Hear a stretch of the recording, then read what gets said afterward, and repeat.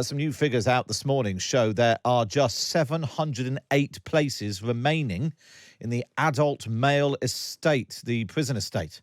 That was as of July the 8th. There are 83,755 male prisoners currently behind bars. The Justice Secretary, Shabana Mahmood, is expected to announce plans today to allow thousands of low-risk prisoners to be released less than halfway through their sentences. Prime Minister Keir Starmer has accused the previous government of a total failure in managing the issue, while the former Conservative Justice Secretary, Robert Buckland, spoke to Times Radio Breakfast. When I came into office in 19 with Rishi Sunak in the Treasury then, we announced the biggest single building programme since the Victorians. We've injected £3 or £4 billion into that programme. That is ongoing. I very much hope and expect that this government will carry that on. So rather than just pointing the finger, accept the fact there's a lot that we've done that can be built upon, literally and metaphorically, and I wish the government well. It's Robert Buckland there, who, despite being a former minister, was put up as the Conservative voice on the morning round this morning. Keir Starmer returns to the UK today following the NATO summit, speaking in Washington. He promised to reset the UK's relationship with Europe and return to leadership on climate change. One of the key issues with Europe, of course, is trying to stop the number of small boats crossing the Channel. We've heard this morning 4 migrants have died in the English Channel after their boat capsized, according to the French Coast Guard. More than 60 people were on the boat off the northern French coast, where several people were reported being in the water around 4:30 this morning. Parliament isn't sitting today because it's a Friday. MPs back in their constituencies, meeting their constituents, holding surgeries, many of them, for the first time. It's been quite a week in Westminster. Patrick Maguire, Times Radio's senior political correspondent, is here.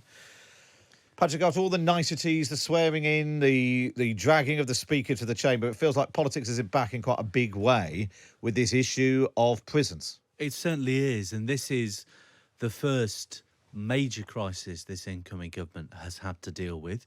Sue Gray had compiled a list of the crises the Labour government would face in its early days, everything from the nationalisation of Thames Water to universities going bankrupt, but prisons was at the top of it. So it's unsurprising that Shabana Mahmood today is going to make that announcement on releasing prisoners serving sentences of less than 4 years, 40% into their sentences, reduced from half, of course. So that means over the course of the next year, thousands of prisoners who would otherwise been behind bars will come out.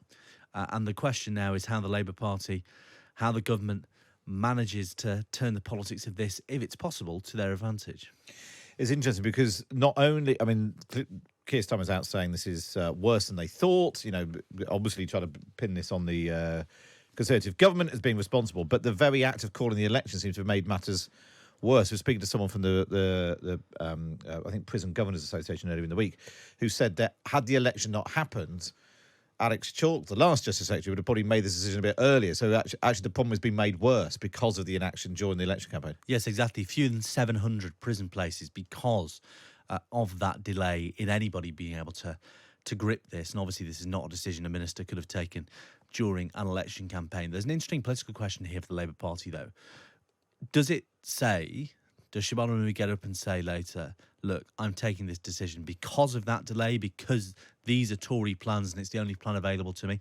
Or, as we've also heard from Keir Starmer and is also suggested by the appointment of the penal reformer and businessman James Timpson to the Prisons Ministry, do they say, look, this is a Tory crisis, it's the fault of Rishi Sunak's government that prisons are in this state, but also, since we're here, we would like fewer people to go to prison, actually, and we would like to, as well as building new prisons with our new deregulated planning regime, we would also like to prevent people getting into prison in the first place. Prevention, a big part of Keir Starmer's personal politics. It's something he's been focusing on for a long time at the CPS, and that has also featured in all of his answers alongside the more partisan blame game when he's been asked about these things, particularly by Times Radio and others on his trip to Washington this week.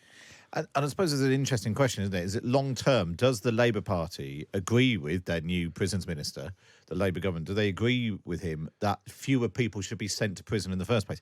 Do we actually need more prison places in the long term, 10,000, 20,000 more places? Or do we need to send fewer people there? And this has always divided the Labour Party. You know, I wrote a column for the Times about a year ago in which one shadow cabinet minister had a pop at Yvette Cooper because the party had written Yvette Cooper, the shadow Home Secretary, now the Home Secretary, had written an entire crime strategy that didn't include the word punishment. This has always been a historic dividing line between the more traditional elements of the Labour Party, the traditional right of the Labour Party, and its more liberal wing.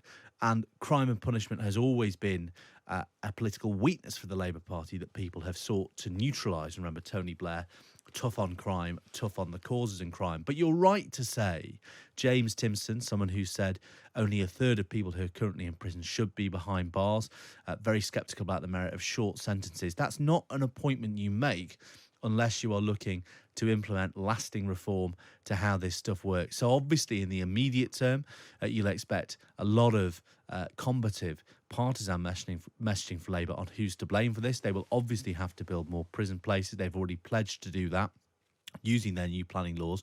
But the appointment of James Timson does suggest in the long term, they'll be moving towards a sort of more holistic approach that places a greater emphasis on rehabilitation. Because ultimately what they don't want is they don't want to lose their flagship prisons minister in a row of this sort of thing.